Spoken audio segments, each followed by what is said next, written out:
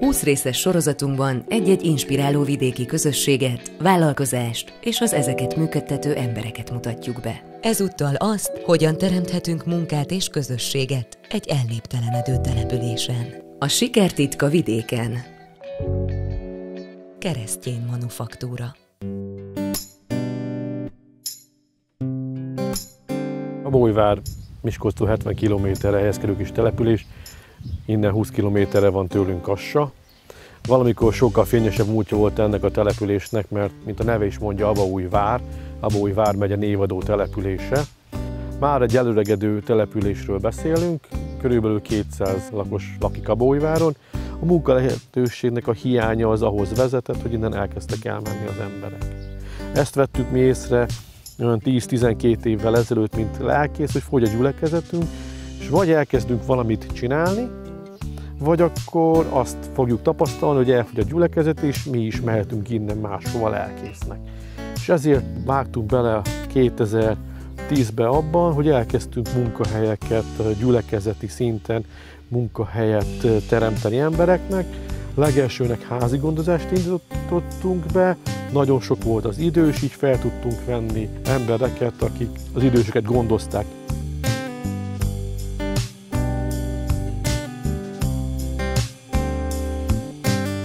És akkor felvállaltuk azt, hogy itt munkahelyet teremtünk, és innentől kezdve jöttek az emberek, hogy szeretnének itt dolgozni, úgyhogy mára mindenféle program, közmunkaprogram, meg bármi segítség lehetőségében 16 ember dolgozik nálunk. Pályázatokat is rengeteget ír a lelkészünk, mivel nagy rendezvényeket is tartunk, tehát a visszajáró gyülekezeti tagok, akik innen elszármazottak, adományokkal is segítik az egyházat, persze a manufaktúrának is van bevétele.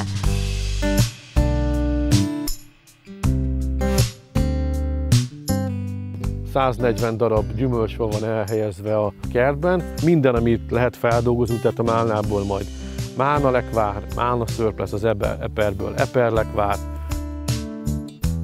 Itt vannak a tavalyi feldolgozott termékeink, az apuszka, meg nagyon, tehát többfajta lekvárunk van, ilyen 20-22 fajta lekvár, és akkor igyekszünk mindegyiket ilyen szépen feldíszíteni, felöltöztetni, kis címkével.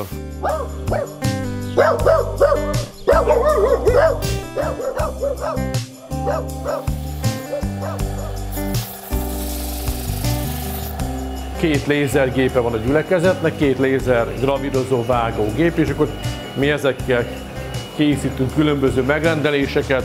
Minden magyarországi kórház minden dolgozójának, tehát az igazgatótól a portásig szeretnénk megajándékozni egy ilyen kis szívecskével. Jelenleg ennek a gyártása folyik.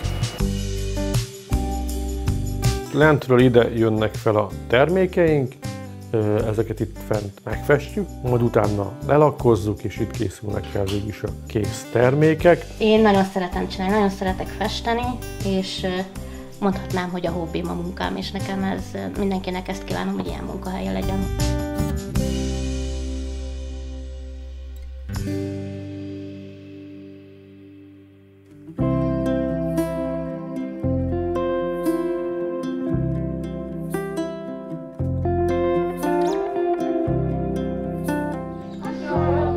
A márkajátszóház minden csütörtökön délután 4 órakor kezdődik itt Abaújváron, és a környékről is, és Abaújvárról is jönnek ide a gyerekek. Azok a gyerekek, akik a gyülekezetünkbe tartoznak, és igazából az a célja, hogy megszeressék a gyülekezetet. Ez nem csak egy egyszerű játszóház, hanem ezekben a játékokban el vannak rejtve olyan készségfejlesztő játékok, amivel tudom a képességeiket fejleszteni, mert nagyon sokan hátrányos helyzetűek, és nagyon sokuknak gondot okoz a tanulás vagy a figyelem. Például nem tudják a játékszabályokat megjegyezni, hogy hogyan lehet egy csapatban, egy közösségként játszani, tanulni. Mindenki kap 4-et. Aki megkapta, az odébb áll, és felcsipeszeli magára. 1, 2, 3! És persze emellett az evangélium is bele van rejtve ezekbe a foglalkozásokba, tehát a bibliai történetet is szoktunk tanulni, de e köré építem fel a játékokat, hogy ehhez hozzáíró játékok legyenek, énekek legyenek, aranymondások. Tehát igazából egy közösségkovácsoló játszóházunk van minden csütörtökön. Itt nekünk nincsen bolt, nincs helyben orvosunk, nincs helyben iskolánk, nagyon rossz a közlekedés.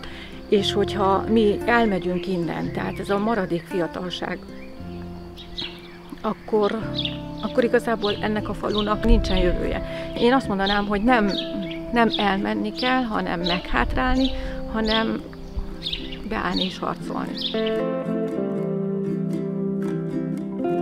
Készült Magyarország kormánya megbízásából, az Európai Unió támogatásával.